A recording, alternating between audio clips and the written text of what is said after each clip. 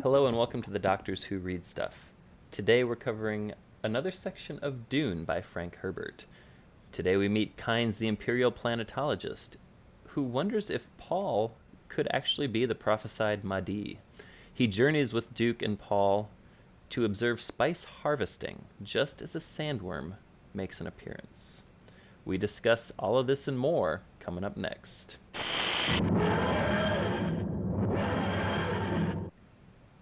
All right, welcome to another episode of the Doctors Who Read Stuff. I'm Chris. I'm Chip. And I am Brian. Chip, you talked about a quote that you couldn't find last week, so why don't we just start with that? Yeah, I did. So this was referring to Paul, or Paul kind of reflecting on his father, and he says, I can't remember if it was one of the inner monologues that they have in the book, but he says, there's probably no more terrible instant of enlightenment than the one in which you discover your father is a man with human flesh.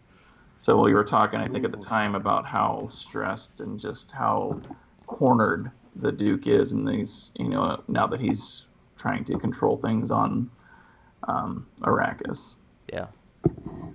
So which leads us to kind of where we're at. So now I think in the first section that we're covering tonight, this is when he's meeting with Thufir, kind of alone, and Thufir's ready to tender his resignation, and the Duke's like, no, we're not doing that. But, it kind of goes back to people questioning, Thufir's age, and is he up to the task, and is he missing things? But, the Duke basically instills that confidence, or shows that he still has confidence in Thufir to be able to perform his duties. Yeah. But, I don't know what to think of Thufir at this point. I think that he does know what he's doing, but he is an older man, even though he's a mentat. I think we get the first mention of the juice of Sappho, isn't it? In this too. So the ruby stained lips and yes. So I don't think that they touched on that because we've seen Piter already and we've seen Thufir before, but they never mentioned the lips until for some reason now. I don't think they mentioned it before.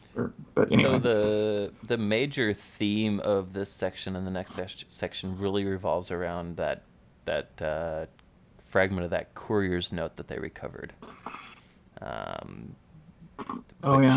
Which leads Thufir to wonder if Jessica is the one that's going to betray them.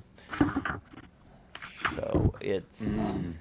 Yeah, I think we kind of touched on that last week too, that, we as the reader know what's going on, but each of the characters is pretty limited in what they know. They know that something's going to happen, but, these seeds of doubt are being planted with, who's it going to be? So the interesting thing that I took away from this, though, was... Well, but I'm going to stop for a minute before I go down that path. They also discussed what the Fremen were shouting at Paul when they processed through the city and how they were calling him Mahdi. And it wasn't so much they were calling him, they were asking. It's like, could he be the one? And it kind of goes back to the same thing Mapes was saying when she first encountered Jessica. And it's like, oh, could she be the one that will bring us the Mahdi almost? And so basically, it's the prophecy that says a child of a Bene Gesserit will come and basically bring them salvation. And Thufir said it basically follows the familiar Messiah pattern. I find prophecy and things like that fascinating when it's done well in a book. So I've got a lot of prophecy related notes in my book for tonight. So cool. Nice. But before we get to that, where I was going before I stopped and backtracked was Leto really decides to make everyone think that he suspects Jessica, even Jessica herself. And he tells Paul of this plan because he's like, if something happens to me, I want you to be able to tell her that I never doubted her for a minute. It's like the romance. But I mean, we talk about plots within plots within plots, and this is just another example of that. really. Um, and Paul also says that, well, or he notices that Leto's despondent and fatalistic, and I think he goes back and he remembers what the Reverend Mother said before they left Caladan, or what he overheard her saying to Jessica, for the father, nothing. Mm-hmm. And so that has been kind of weighing on Paul's mind as well, because he's like, oh, how long am I going to have a dad? So, yeah. Mm-hmm. But I think that really captures those two sections, though. I mean, that's really what we're talking about here, right?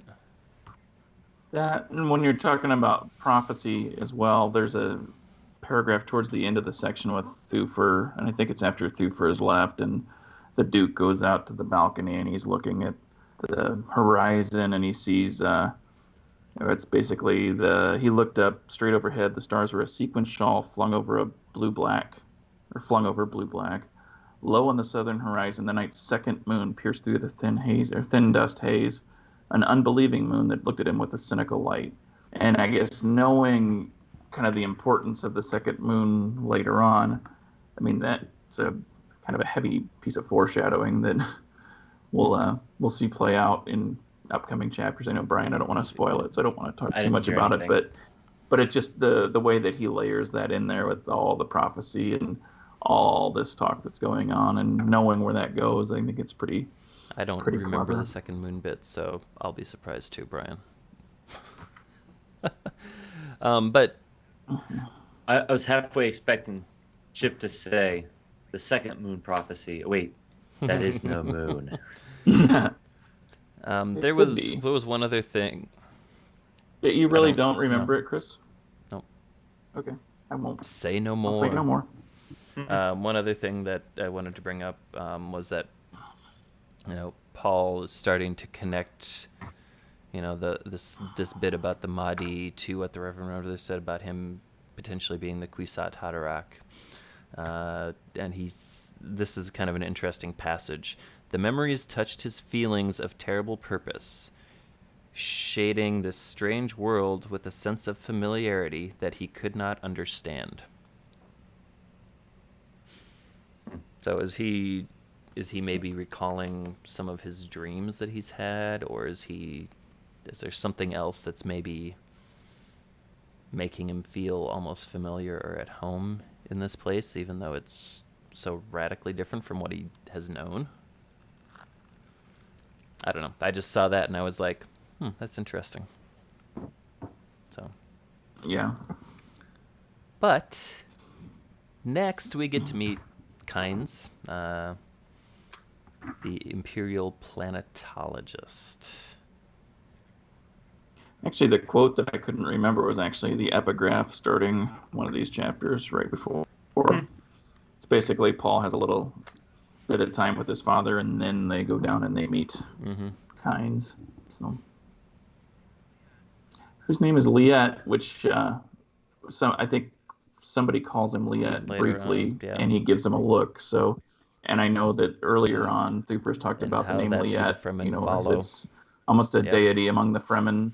Mm-hmm. Oh, I missed that part. Yeah.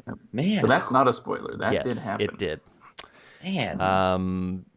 It's interesting because we open this scene and, Leto and Paul both have on the still suits that the Fremen gave them. And Kynes is coming in and he's like doing all this adjustment to Leto's. Well, and I think we get that introspection into Kynes that, he's there, he's the judge of the change. He is there really on behalf of the Emperor and the Harkonnens. If you think about kind of everything that's going on, he's there to make sure that the path is clear for them to come back in and get rid of the Duke. But now, so, his thoughts initially are that, he's kind of not liking the Duke. He doesn't like his look, doesn't like his just doesn't, is not allowing himself to respect him and like him, really.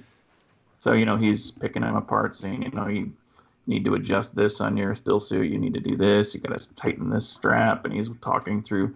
So it's a good way to get the way Herbert goes about it it works really well within the scene, but it also explains to the reader just what the still suit actually does and how it can keep a Fremen alive in the deep desert for days. They said if it's a good still suit and it's well adjusted, you would only lose a thimble full of moisture in a day. Thimble full of water. Yep. Wow. So yeah, but and I thought they said that it was through the hands would be where they lose it, and that there's other ways to make sure that they don't lose that too. Right. So it was. I always thought the still suits were fascinating, just the way he described them, and I'll be curious to see in the new movie how they look and if they kind of keep true to the book as far as the cloaks, the robes, and just the overall look of the Fremen in general. But anyway, so then he adjusts all this stuff on the Dukes, and then he goes and looks at Paul's, and he's kind of surprised because it's perfectly adjusted already, and he's convinced. Yeah, he will know his ways. But at first he's convinced somebody adjusted it for him, and he's like, "No, it just seemed the right way to do it." What? So yeah. Yep, and and I thought it was also interesting too about how Halleck was so adamant that you got to address the Duke this way. You can't just speak to him offhanded. But Leto is a little more forgiving, saying that hey, Kynes is new to this. He's still learning. So, but Halleck's kind of a dick in this a little bit. He's a stickler for the rules. That's for sure. Another piece of the prophecy was, when the Duke and Paul first approached Kynes, and Leto looked like, with the cloak on, he looked like he just, it wasn't a part of him, and Paul looked like he'd been wearing it all its life. And he recalled the part of the prophecy that said the Mahdi will be aware of things others cannot see.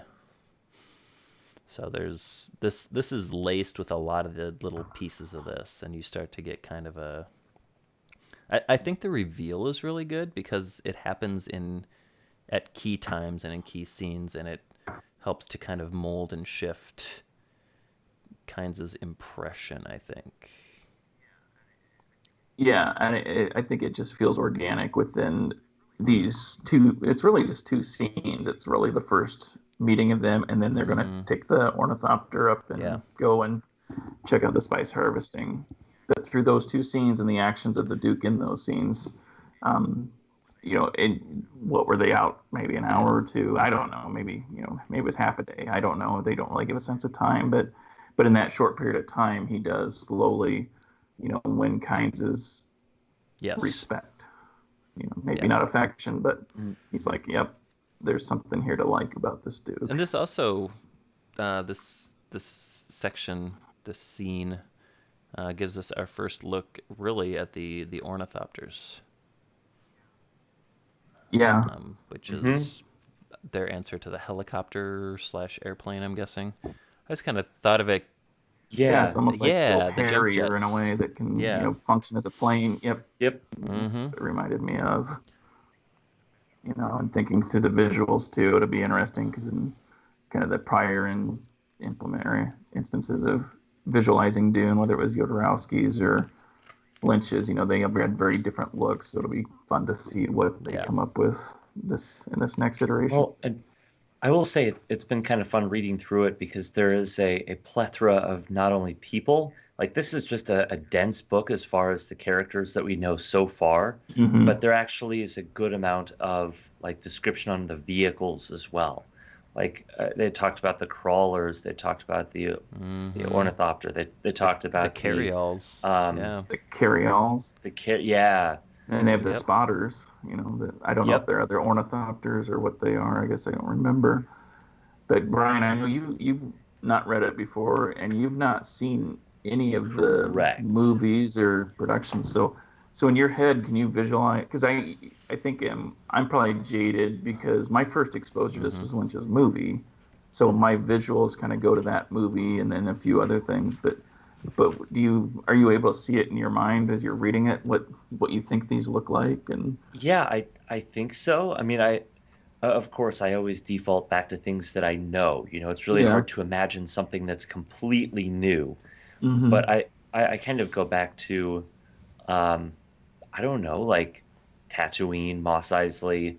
That's kind of how with the sand crawlers, you have Yeah. just like a lot of that sand-based look. In fact, even on the background of my computer, I have a picture of the Southwest. And so I just, I kind of picture it being that otherworldly, sandy colored rock, just Like, yeah. beige Like as far as the. the eye can see for Yeah. landscape. So it's interesting. Mhm.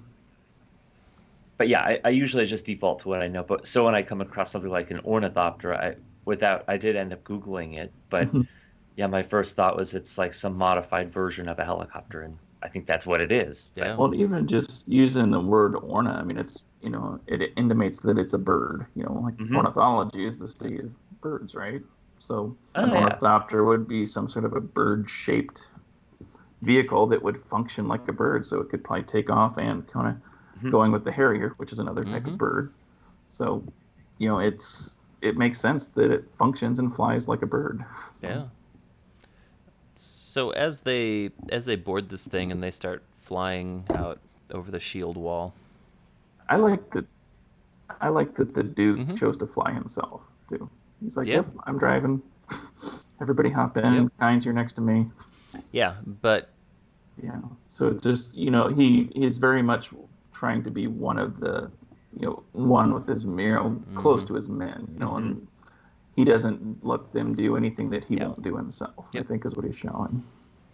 Yeah. But Paul's asking a lot of very intelligent questions, and I think Kynes makes the internal observation at one point that the child is asking adult questions, He's basically. asking, But what Paul yeah. is really Hmm. doing with the questions and the hyper awareness is he's doing what his mother calls registering the person. So from the Hmm. book, it says Paul sat back. He had used the questions and hyper awareness to do what his mother called registering the person. He had kinds now tone of voice, each detail of face and gesture. An unnatural folding of the left sleeve on the man's robe told of a knife in each arm sheath. The waist bulged strangely. It was said that the desert men wore a belted sash into which they tucked small necessities. Perhaps the bulges came from such a sash, certainly not from a concealed shield belt. A copper pin engraved with the likeness of a hare clasped the neck of Kyne's robe. Another smaller pin with similar likeness hung at the corner of the hood, which was thrown back over his shoulders. So he's really just like committing every aspect of this man to memory. And he's using, body motion, body language, tone of voice, everything to kind of get a Hmm. read on him, which is fascinating. Which also has grounds in real world applications. Like if you've ever listened to things like, hmm FBI agents talk about what they do when they're out in the field and how they are trained to look for threats. I mean, to a Hmm. T, that is what they're doing. So that was, It's yeah, like yeah, profiling in a exactly, way. yeah. It's So that was pretty interesting, I thought, because I think it was 2 or 3 episodes ago when Paul was chastised for leaving his back to a doorway. That's another part hmm of FBI agent survival training as well. So hmm. yeah, Yep. but we start to Interesting. learn that we're gonna see some spice harvesting. Uh, Yeah, so they noticed the unique cloud that is kind of indicative that there is a harvester on the horizon, basically. That was a yellowish cloud. I can't remember, hmm but it was distinct, and they saw it from a distance. So they fly in, and I forget where the I think is it Paul that'll ask, "Will we see a worm?" And I think was it Kynes that said, "Yeah, there's always a worm. Wherever there's a yep, harvester, there's always a worm." That they basically, I think they kind of talk about the they sandworms do. in this chapter, where They do. it's almost like they have kind of a grid that the Mm-hmm. worms will defend their territory, if you will, and that bigger ones have bigger territories, obviously, and that sometimes multiple worms will show up if disturbance or the vibrations are enough to attract them. Did they talk about even just walking across the desert in this one and just being? I thought he talked about like the seas and some other stuff where you might slip and Yeah, I drown don't in the think they talked sands, about. or you know, No, Yeah. I don't recall it, but they I did just talk read it about last night. Uh, it. I might have missed it, to be honest, no, but I did take away the point where don't use your shield because that's Mm-hmm. instant death. yeah, Yeah. Um. So there's as Paul is continuing to ask questions, he's asking questions about the worms, and Kynes is giving answers. Paul's aware that Kynes is either lying or telling half truths. yeah, because this is one. And Oh, well, I go was just ahead, gonna finish. say, he's also earlier. Leto makes the comment that Kynes has gone native, and we mentioned earlier that his name is Liet, who is the leader of the Mm. Fremen. So we start to get the idea that he's less an Imperial Planetologist and more Fremen at this point, I think. And so, Yeah, because I think Thufir actually mentioned the name Liet, and that he almost had a yeah. deity type belief or And he's following within answering the the questions Fremen about the culture. sandworms, but he's not answering them truthfully. He's protecting, I think, important information about the worms and how they factor into the ecology and the cycle of life out in the desert. Yeah, it's actually when in Paul's questioning of, if the worm comes and the worm is gone, can you try to, walk your way out? And that's when Kine says you got to walk softly to avoid drum sands, tidal dust basins, and Yep. head for the nearest rock zone. So then he talks about drum sand, and it's basically, the slightest step's going to start this vibration that's going to draw a worm. And then a tidal dust basin is a certain depression where the desert's filled with dust over centuries, and some are so vast that they have currents and tides, and will swallow an unwary man who steps into them, Yeah. stuff like that. So he's basically just talking about how dangerous it is to travel on foot in the desert if you don't know what you're doing or don't know what you're looking for. Yeah. Because that actually comes into play at the very end of this chapter too. Because Paul's questionings, he's learning along the way, but I think it's after the worm attacks that he sees two men Mm-hmm. kind of gliding across the desert sand, and he asks if they're Fremen, but and Paul knows that they Because of the must way be, they're but moving. Yeah.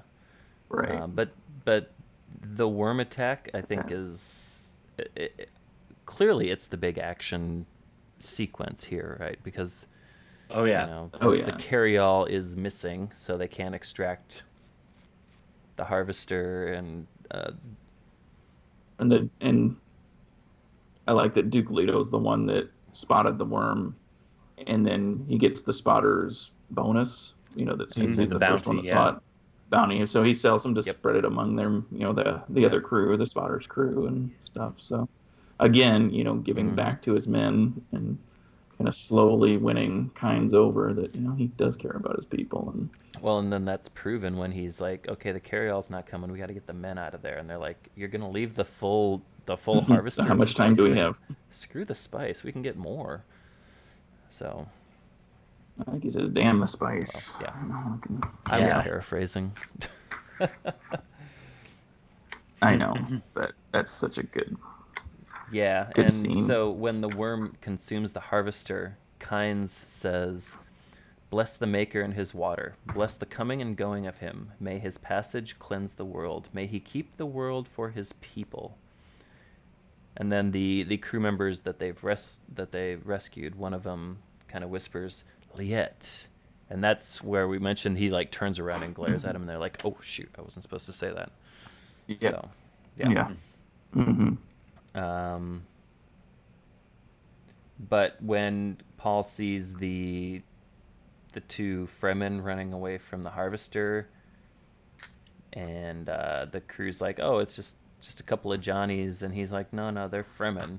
There's another Yeah, because they said that they Yeah. were just along for the ride or doing research or something. The prophecy says that the Lisan al Gaib shall see through all subterfuge, and like Kynes is like, oh geez, he's basically just going Yeah. down the line and checking off the boxes at this point. So Yeah, because I think Yep. in the final little passage in the chapter was basically, that he cares more for his men than he does for the spice right, and everything else, and against his better judge or all previous judgments. yeah. I like this Duke. So next time we're gonna jump in and we're gonna hit the next 3 sections. They are. Yeah, see, and the thing is, it is not conducive to say page numbers. So look down in the description for short descriptions on the sections we're reading, so you can follow along at home. And we will be back next week discussing those sections. Thank you for tuning in, for watching. We hope you've enjoyed yourselves. Please open your own discussion topics in the comments below because we would love to engage. Also, please click the like and the subscribe button. You can also sign up for notifications so that when we do post new content, you get notified. Again, thank you for tuning in. How long